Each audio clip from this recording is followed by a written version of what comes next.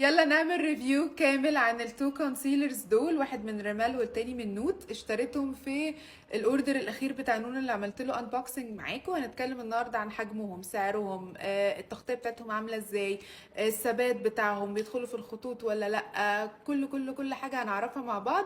وبالمناسبه الميك اب ده بعمله معاكم في فيديو تاني كده، لوك ميك اب نود وبنيات، ويمشي معاكي على فستان اسود بيج.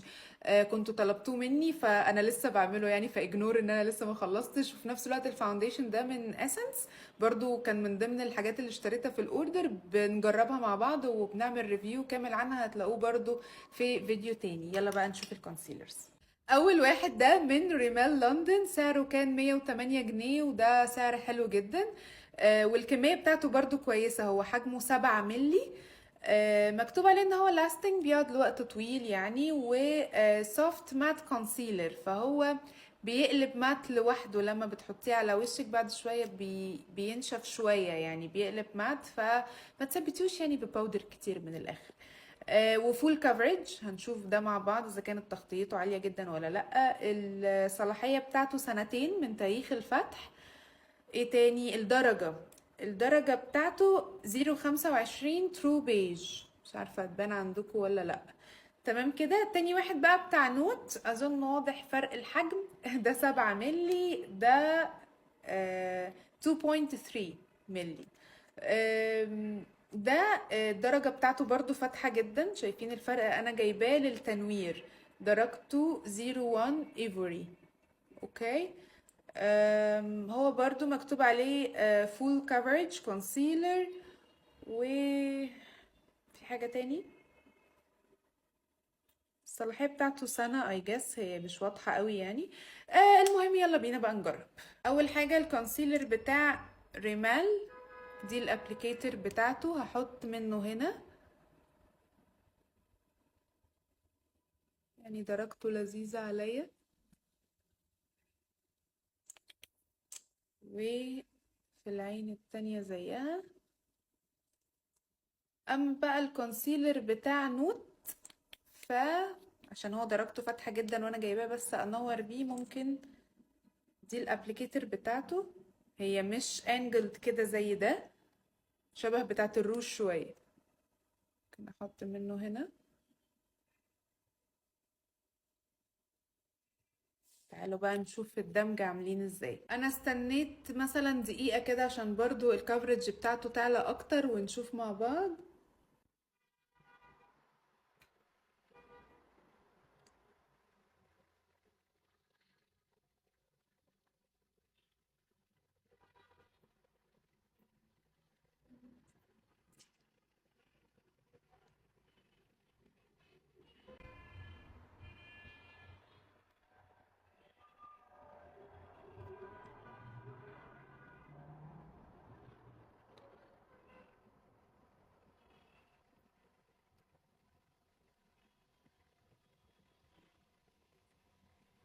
وبالجزء التاني من السبونج هدمج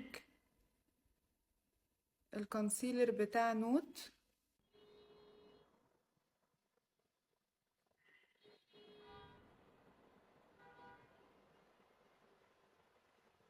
بصوا، انا الاول كنت حاطه كميه قليله زي ما شفتوا، وزعتها، النتيجه كانت كويسه بالنسبه لي، بس التغطيه ميديم مش اللي هي الفول كفرج. فقلت يمكن انا عشان حاطه كميه قليله، فحطيت برضو كده نقط بسيطه تاني. قلت برضو علشان اخلي الايلاينر بتاعي شارب شويه من تحت، فانضف بالكونسيلر، وهنشوف هيفرق ولا لا.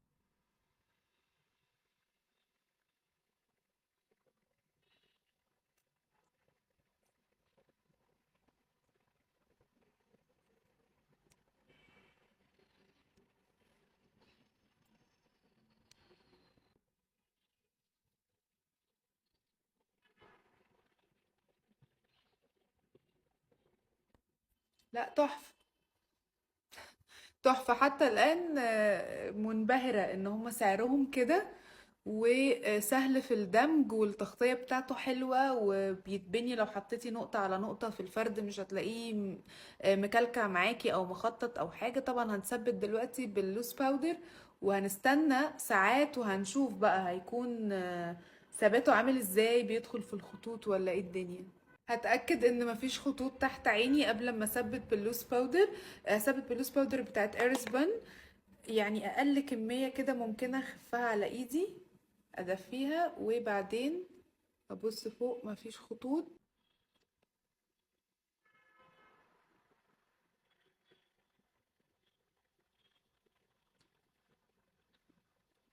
شايفين الفرق بين اللي ثبتها وبين اللي لسه؟ هكمل بقى الميك اب بتاعي عادي جدا، ميك اب الوش والعين، وهاجي اوريكم شكله في الاخر. وهستنى بقى اطول وقت ممكن ساعات بعد ما اخلص اللوك.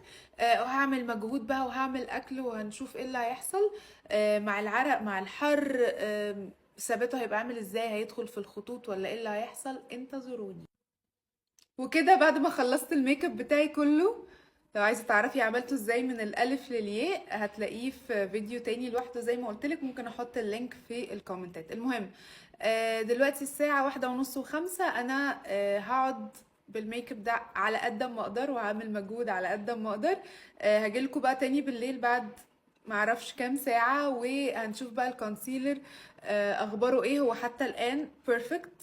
ثبت بالباودر واخدت وقت، يعني انا من ساعة ما حطيت الكونسيلر تقريبا من ساعة الا ربع. حتى الان هو كويس. هنكمل بقى ونشوف هيدخل في الخطوط، هيبقى مجير، هيبقى مشقق، وهيبقى ثابت، هيسيح، ايه اللي هيحصل.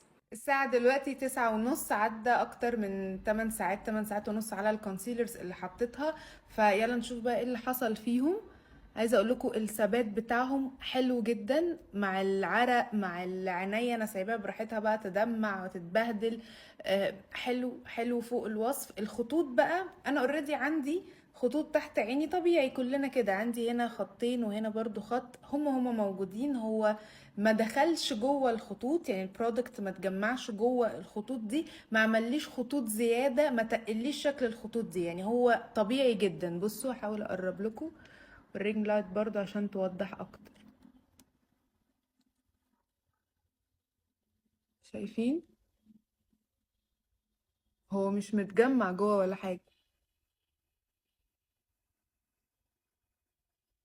هي دي الخطوط بتاعتي عادي. فلا، تحفة.